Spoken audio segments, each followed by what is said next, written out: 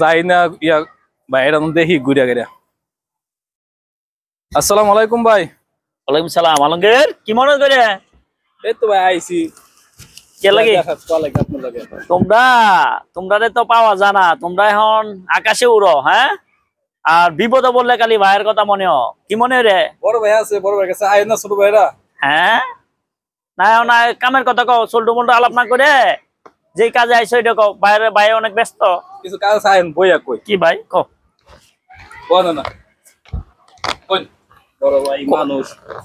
বলো বলো কি মনে করে? ভাই টিয়া খুশি লাগতো।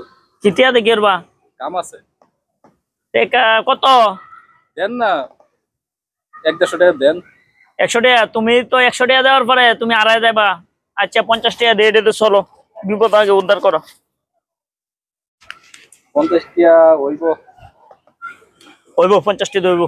আচ্ছা তো থাকেন ভাই। হ্যাঁ আচ্ছা আবার দেখা হবে। আচ্ছা।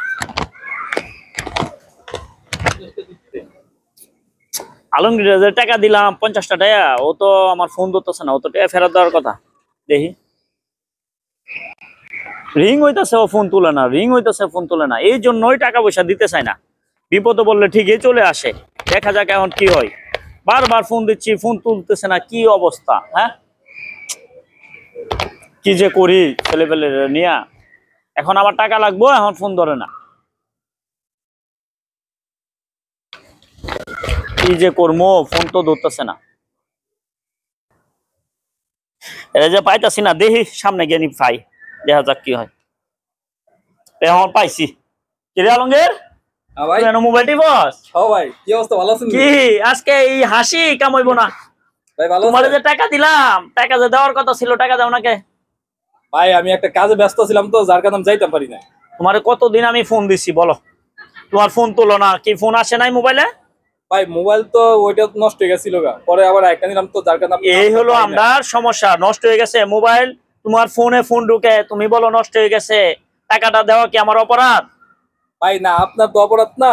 হ্যাঁ, তো আমার ফোনটা তো নষ্ট হয়েছে, যার কারণে আমি ঠিক করতে পাই না। পরে নতুন মোবাইল নিচ্ছি তো, যার কারণে আপনার নাম্বারটা পাই নাই। মানে নিয়ে তো ছিলাম কালকে যাবো আপনার সাথে দেখা করবো। এখন ভাই আমার টাকাটা দিল না, টাকা নাই ভাই। টাকা আছে, আর কিছু লাগবে আর কি, কাল আরো টাকা দিতাম তোমারে। না না, তুমি আমার যে টাকা এটা আগে ফেরত দাও, তারপরে যদি আরেকবার লাগে পরে দিব না। দাও টাকা, দাও টাকা দাও।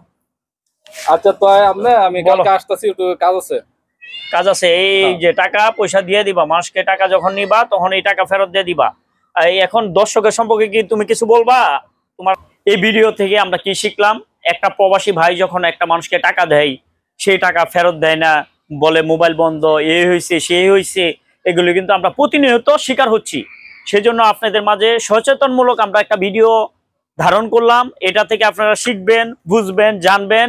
এটা অনেক কিছু জানার আছে। আজকে আমি প্রবাসী, আমি বিপদে পড়বো, পরশুদিন আমার ভাই বিপদে পড়বে। সেই জন্য আপনারা যারা প্রবাসী আছেন সবসময় চেষ্টা করবেন, বেতন আপনারা যাই আছে টাকা পাঠাই দিলে 400-500 টাকা নিজের কাছে রাখার জন্য চেষ্টা করবেন। সবাই ভালো থাকবেন। পরবর্তী আবারও ভালো কোনো ভিডিও আপনাদের মাঝে উপস্থাপন করব। এই যে মাসুম, এখন মাসুমের কাছ থেকে আমরা কিছু শুনবো। মাসুম বলো। তো ভাই এই যে এখন যে ভিডিও দেখলেন, এটা কিন্তু খুবই বাস্তবতা। ঠিক আছে, তো এখন সব দেশে, মালয়েশিয়া বলতে না, সব জায়গায় আপনি আজকে টাকা দিবেন, 500 দেন, 1000 দেন, দেওয়ার পরে করে কি, সে বলে ভাই আজকে না কালকে, কালকে না পরশু, পরে সে হারায় যায়, তাকে আর পাওয়া যায় না। আমরা খুঁজেও তাকে আর পাই না। যদি একসময় দেখা হয় তখন বলে ভাই আমার মোবাইল খারাপ হয়ে গেছে, ভাই আমার একটু ফ্যামিলিতে সমস্যা হয়েছে, যার কারণে আপনি দিতে পারেন না। এরকম ভাই চলে। তো আপনার সবাই, হ্যাঁ, কাউকে টাকা দেওয়ার আগে বুঝে শুনে দিবেন। না বুঝে শুনে আপনার কাউকে কারোর সাথে লেনদেন করবেন না। তো সবাই ভালো থাকবেন, সুস্থ থাকবেন। আল্লাহ হাফেজ।